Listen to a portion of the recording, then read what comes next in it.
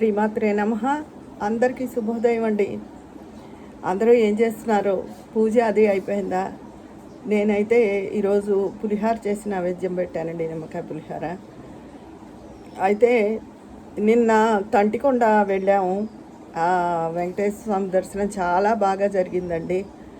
ఆయన సమ్మోహనాకారుడు, ఆ తులసి దళాలతో పూలమాలలతో ఎంతో కట్టిపడేసి ఇలా ఉన్నాడు. అలా చూస్తూనే ఉండాలనిపించింది. పక్కన భూదేవి తల్లి, నిన్న వీడియోలో చెప్పాను కదా. అయితే ఈరోజు ఒక ముఖ్య విషయం చెప్తున్నానండి. మనవాళ్ళే ఒకళ్ళు అడిగారు, మగపిల్లల పెళ్ళిళ్ళు చాలా కష్టమైపోతున్నాయి, ఎందువల్ల ఈ పరిస్థితి? ఎదురు కట్నం ఇస్తామన్నా కూడా దొరకని పరిస్థితి వచ్చింది. ఎందుకు అంటే ఇక్కడ ఒక విషయం అర్థం చేసుకోవాలండి. అందరూ చరిత్ర ఎప్పుడు పునరావృతం అవుతుంది. ఒకప్పుడు ఆడపిల్లలు పెళ్ళిళ్ళు అవ్వక కట్నాలు ఇచ్చుకోలేక వృద్ధ కన్యలుగా ఎంతోమంది మిగిలిపోయారు. అప్పుడు అత్తగారులది ఈ మగవాళ్ళదే పై చేయిగా ఉండేది. కొన్ని చోట్లయితే అత్తగారులే సాధించేవారు, మొగుళ్ళు ఏమనేవారు కాదు. వీళ్ళైతే కొంత వెనకేసుకొచ్చేవారు, లేకపోతే ఊరుకునేవారు.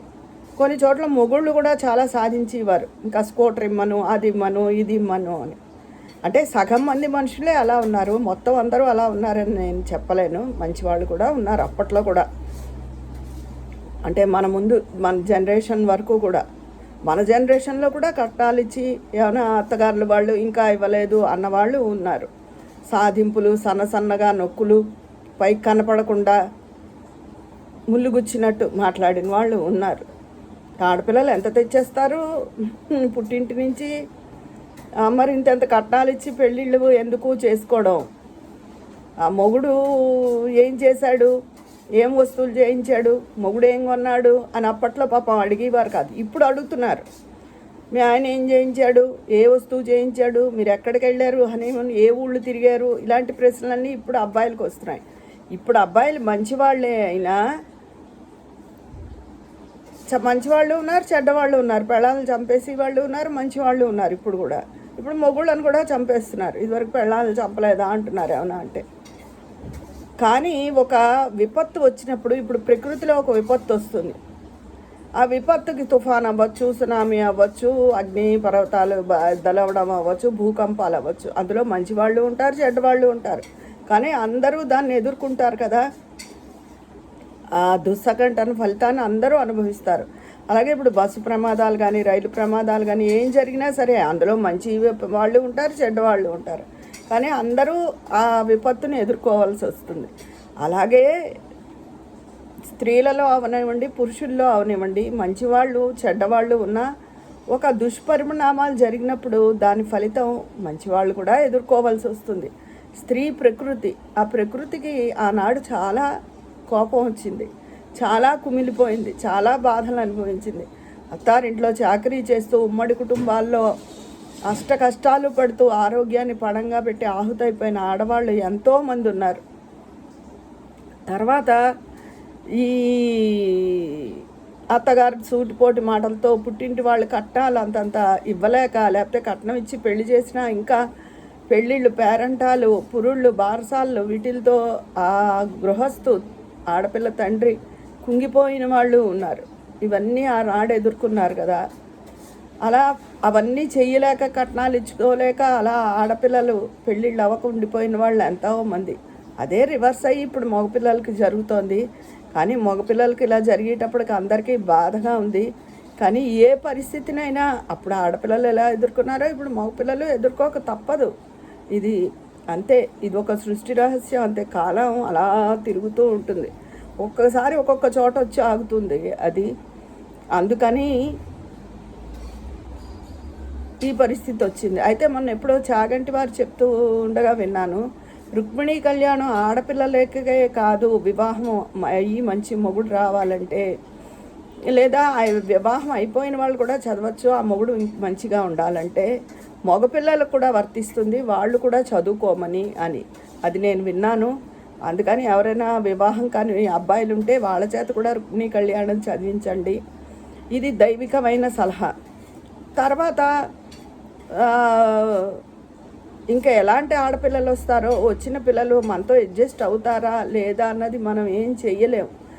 అత్తగారులు కానీ మామగారులు కానీ వాళ్ళ రిక్వైర్మెంట్స్ తగ్గించేసుకోవాలి. ఆడపడుచులు ఉంటే వాళ్ళు మొగుడు పెళ్ళ ఆ అమ్మాయికి అబ్బాయికి పెళ్ళయ్యి వాళ్ళ జీవితం సుఖంగా ఉంటే చాలు అని ప్రతి వాళ్ళు ఆలోచించుకోవాలి. మనం వాళ్ళ జీవితంలోకి ప్రవేశించకూడదు. వాళ్ళు కొట్టుకోకుండా పేచీలు లేకుండా వాళ్ళ జీవితాన్ని వాళ్ళు ఆనందంగా గడిపేలా ఉండాలి. అదొకటే అందరూ కోరుకోవాలి. ఎందుకంటే వివాహం అనేది స్త్రీ పురుషులు ఇరువురికి కావాలి. సృష్టి ధర్మం నెరవేరాలి, సంతానోత్పత్తి జరగాలి. ఇదంతా మరి ఈ కార్యక్రమం అంతా జరగాలి అంటే వివాహం మన వ్యవస్థలో వివాహం కంపల్సరీ. లివ్ ఇన్ రిలేషన్షిప్ అని వచ్చింది. ఇష్టమైన నాళ్ళు ఉంటారు, లేకపోతే విడిపోతారు. ఆ పద్ధతి బాగుంది కదా అని దానికి చాలామంది ఫాలో అవుతున్నారు. చాలామంది సెలబ్రేట్ సరోగసి ద్వారా పిల్లల్ని కంటున్నారు. అలా కానీ అలా అందరూ మామూలు గృహస్థులు చెయ్యలేరు కదా. అందుకని మీ కోరికలన్నీ తగ్గించుకుని పిల్లాడు బాగుండాలన్నదే కోరుకోండి.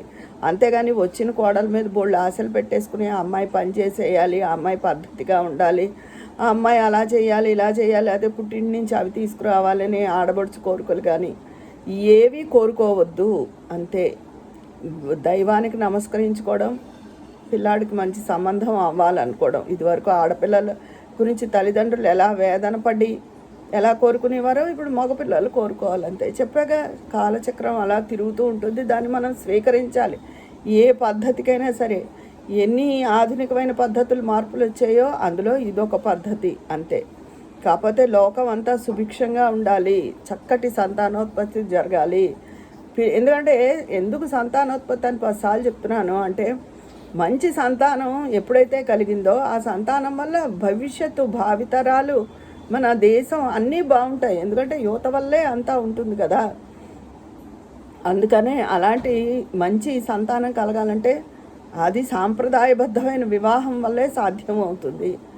అందుకని అందరూ మగపిల్లల తల్లిదండ్రులందరూ ఎందుకు ఇలా జరుగుతోంది, ఇప్పుడు ఎందుకు పెళ్ళిళ్ళు ఇలా అవుతున్నాయి అని ప్రశ్నించుకునే బదులు వాళ్ళ కోరికలను తగ్గించుకుని పద్ధతైన ఒక అమ్మాయి రావాలని మనస్ఫూర్తిగా కోరుకుని పిల్లాడు అన్యోన్యంగా ఉండాలి, మనం వాళ్ళ జీవితాల్లోకి ఇంటర్ఫియర్ అవ్వకూడదని కోరుకుని మగపిల్లల చేత కూడా చాగంటి వారు చెప్పినట్టు రుక్మిణీ కళ్యాణం చదివించండి.